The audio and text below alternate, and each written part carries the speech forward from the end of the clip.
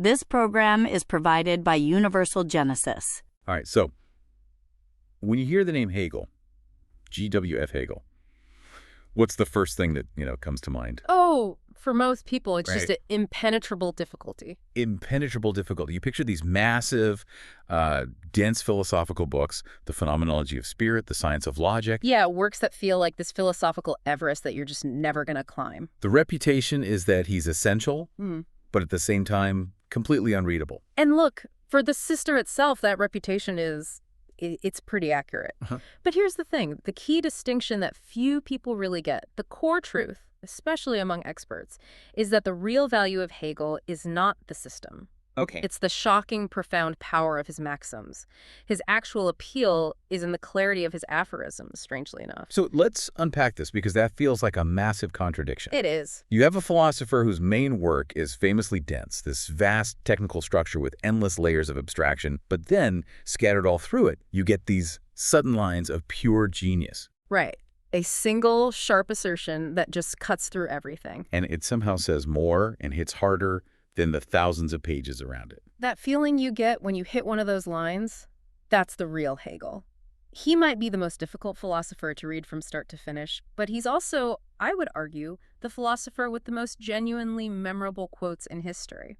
So our mission in this deep dive is to equip you with this sort of advanced understanding. Yeah, we're treating him as the philosopher of aphorisms, and we're going to explain why reading him this way is actually the most essential, high-leverage approach to his work. So why are his maxims so overwhelmingly strong, compared to other philosophers?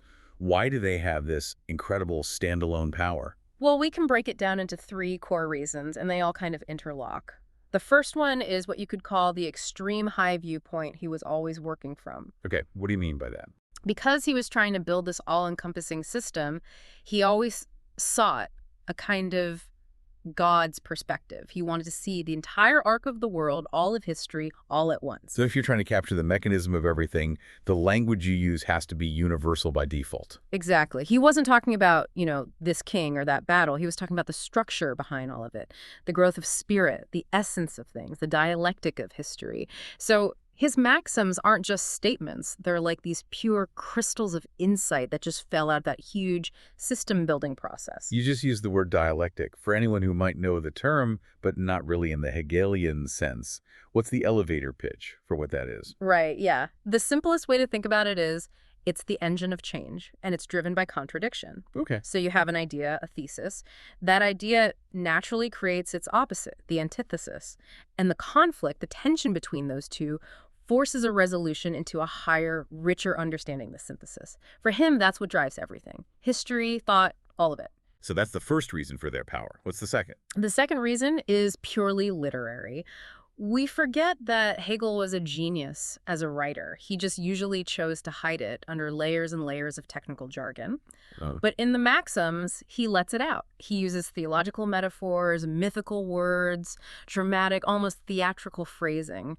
And that blend of deep structure with powerful symbolic language gives them this huge emotional and psychological impact. And what's the third point? You said it was the crucial one for the reader. It is. It's their standalone power. With most philosophy, you really need to read the whole book to get what one sentence means. Sure, context is everything. Right. But Hegel's famous sayings are these rare things that are still incredibly powerful even when you pull them out of his complex system. You don't need to have read the entire science of logic to feel the power of one of his aphorisms. Which leads to a pretty clear conclusion for anyone trying to learn from him. It really does. The bottom line is trying to navigate the whole system it's often just unnecessarily difficult. But the maxims have this pure philosophical utility that stands on its own. They are, I'd say, 100 times more valuable for getting to his core insights. So reading Hegel as a collection of his greatest hits is actually the most productive way to do it. It is. That sets up a fascinating question then. If these maxims are so powerful, where did they come from? Because our source material points out something really sharp here. A lot of Hegel's most profound ideas, they aren't entirely original in their, let's say, sensibility. Exactly. You can trace so many of them back to his contemporaries, people like Schiller, Goethe, Schelling, the leading lights of German Romantic literature. So this is the secret structure you mentioned. This is the secret. His famous sayings are largely the philosophization of literary quotes. He was, at his core, a translator. He was converting the beautiful, aesthetic truths of the poets into abstract philosophical concepts. Wait, hold on. If he's just taking the core insight from someone else, doesn't that make him kind of derivative? Is he just a really good intellectual copy editor? That's what's so fascinating. The genius isn't in originating the feeling, it's in the elevation. Any decent chef can find good ingredients, but the genius is in turning those ingredients into something transcendent. Hegel created the mechanism to raise a specific beautiful feeling into a universal thought form. Okay, let's look at the recipe for this abstraction. You said there's like a three-part process. What are the ingredients? The ingredients are the poetic raw materials. So first, he absorbs the worldview of the German Romantics Goethe, and Schiller gave him this deep emotional insight into human nature. Okay, so that's ingredient one. Second, he builds the oven, so to speak. He frames those literary insights with his own metaphysical structure, using concepts like the absolute spirit or the logos. This gives the poetic idea a kind of religious, ultimate purpose. It gives the poetic emotion cosmic significance. Exactly. Then he reinforces that framework with the Greek philosophical concepts, the idea, the form, and the dialectic. And the final step? The cooking method. The final step is translation. He converts this powerful mixture into his signature, highly abstract philosophical language. And the result is a quote that's part poetry, part theology, and part systematic philosophy. It hits you in the heart, the soul, and the mind all at once. I think the most famous case study for this has to be the quote everyone knows. The owl of Minerva takes its flight only when the shades of night are gathering. Perfect example. It's a beautiful statement about how we only understand things in retrospect. It is, and if we use our framework, you can see exactly how he built it. Minerva, that's Athena, wisdom from Greek myth. The owl was already a popular romantic symbol for intellectual insight, and this idea of twilight or shades of night, that understanding comes at the end of an era. That was a theme used all the time in Schiller's historical poetry. So all the components were already there, just sort of floating around in the literary imagination. They were, and Hegel just takes that established combination of art and myth and he philosophizes it. He cements it into a universal law about how history works. He makes the poetry structural. Which brings us to his personal life, or maybe the lack of it. Our sources describe him as living this diligent German civil servant's life. Yeah, monotonous, not very dramatic. He definitely didn't have the personal crises of a Nietzsche or a Kierkegaard. It's almost funny, isn't it? Mm-hmm. The world's great philosopher of high drama and conflict probably went to bed at 10 o'clock every night and filed his paperwork on time. Probably. So how does someone whose life lacked that kind of experience produce such deep, explosive wisdom? And that's where the explanation just clicks into place. Hegel didn't need extreme personal experiences because he was surrounded by world-level, high-sensitivity sensors. The Romantics. Goethe, Schiller. Exactly. They were the ones experiencing and expressing the profound emotional and aesthetic truths of the time. So he essentially outsourced the emotional raw material. He used their poetic insights and then just raised them to a higher level of abstraction. Yes.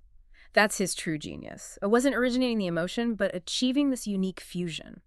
Taking specific, concrete literary symbolism, the stuff that makes you feel something immediately, and converting it into a universal human thought form. He was the supreme translator of artistic expression. So now let's apply this. Yeah. We have the mechanism, blend literary emotion, theological structure, and philosophical universality. Let's look at some of the most powerful maxims and the aha moments they give us. Let's start with theme A, identity and conflict. The first one, maybe the most fundamental one for understanding the self, is self-consciousness only becomes itself through another. And that just, Yeah. it completely rejects this whole modern idea that you go find yourself on a solo retreat, you know. Right. It's an illusion. He's saying identity isn't about quiet reflection. It's forged in the fire, in the tension, the conflict, the desire for recognition from other people. You can't really know who you are until you've pushed up against another self. Which leads right into the engine of his system. It does. Contradiction is the engine of spirit, or another version, conflict is the energy of the spirit. This isn't just about politics. It's a profound life maxim. It's telling you that if you just aim for static comfort, you stop growing. You do. The resistance, the opposition, that thing that challenges or annoys you, that's the nutrition your spirit needs to evolve. So conflict isn't a failure of communication, it's necessary energy. And my personal favorite in this category, his insight into suffering. Tragedy is the collision of freedom with freedom. That is a staggering line. It really is. It just moves past all the simple stories we tell ourselves. Tragedy isn't always good versus evil.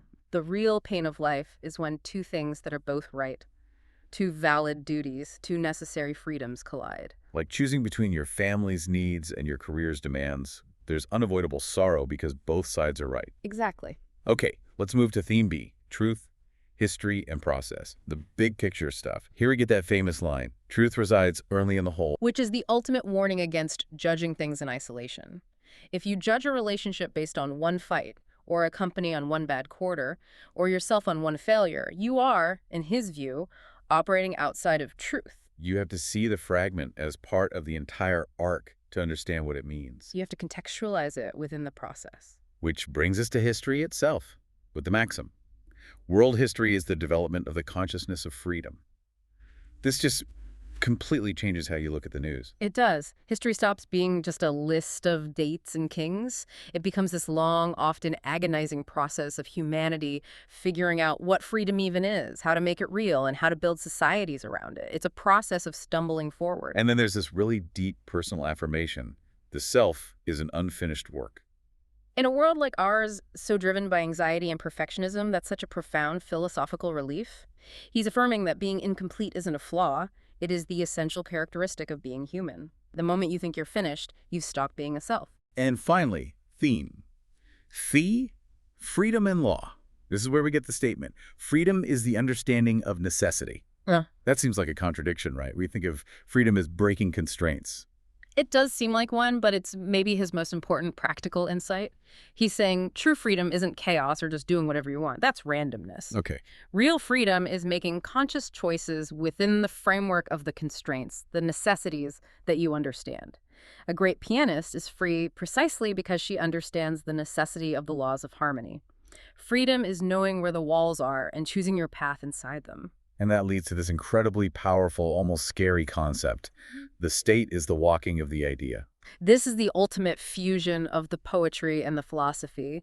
An abstract idea, the spirit, becomes a physical walking thing on earth. The state is where abstract freedom gets made real and tangible through law.